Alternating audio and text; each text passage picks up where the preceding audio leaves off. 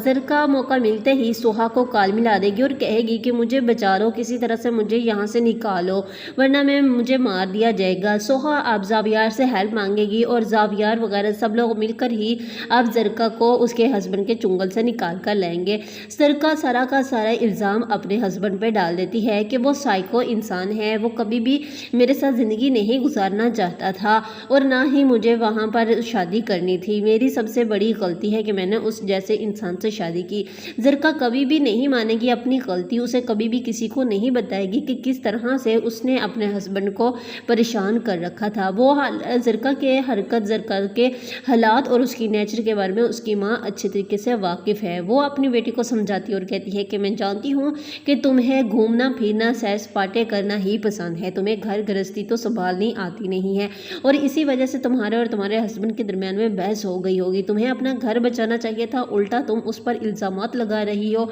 उसके हस्बैंड की भी कॉल आ जाएगी उसकी माँ जी के पास और सब सच बता देगा कि किस तरह से इसने मुझे दिन रात परेशान कर रखा था, किस तरह से इसने मुझे मेरी जॉब से भी निकलवा दिया, किस तरह से इसने मुझे कंगला कर दिया है और अब घर गृहस्थी संभालने का तो ये नाम ही नहीं लेती है। बहुत ज़्यादा ये परेशान करती है, ज़रा भी इसे इंटरेस्ट नहीं है घर गृहस्थी में, इसलिए अपनी बेटी को संभाले। और मैंने इसे कोई टॉर्चर नहीं किया, मैंने इसे कोई बांध कर नहीं रखा, ये सारी की सारी इसकी अपनी बनाई हुई कहानियाँ हैं। ये सिर्फ और सिर्फ अपने यहाँ से आज़ादी चाहती थी कि किसी तरह से ये यहाँ से निकल जाए, क्योंकि अब मैं कंगला हो चुका हूँ इसकी वजह से और मुलाजिम वगैरह है नहीं और घर का सारा काम इसको करना पड़ता था, इसलिए अब ये मुझसे जान छुड़ा कर आ चुकी है यहाँ पर। तो अब अपनी बेटी को संभाले, मुझे भी ऐसी औरत नहीं चाहिए, मुझे एक सलीका बंद और घर गृहस्थी संभालने वाली हाउस वाइफ चाहिए थी, ना कि इसकी तरह। अब ज़रका की माँ समझ चुकी है कि उसकी बेटी की अपनी हरकतों की वजह से ही उसे डिवोर्स होगा,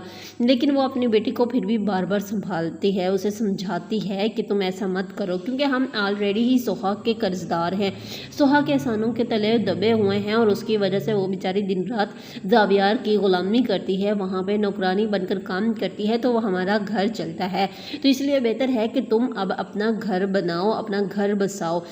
अगर मेरे बाद तुम्हारा कोई नहीं होगा, अगर मेरे सांस रुक गए तो तुम्हारा तो अब भाई भी नहीं है। तो ज़रका को इन सब बातों का कहाँ असर होगा, ज़रका तो अभी मासूम बनी हुई है, लेकिन आगे चलकर यही सोहा का जीना हराम कर देगी, सोहा के लिए इतनी ज़्यादा मुश्किलात परेशानियाँ खड़ी कर देगी कि इसे ज़ावियार के घर से भी निकाल देगी, क्योंकि ज़रका चाहती ही नहीं है कि सोहा कभी खुश रहे। वो तो सिर्फ़ और सिर्फ यही चाहती है कि सोहा जैसी परेशान है वैसी ही परेशान और डिप्रेशन में ही रहे।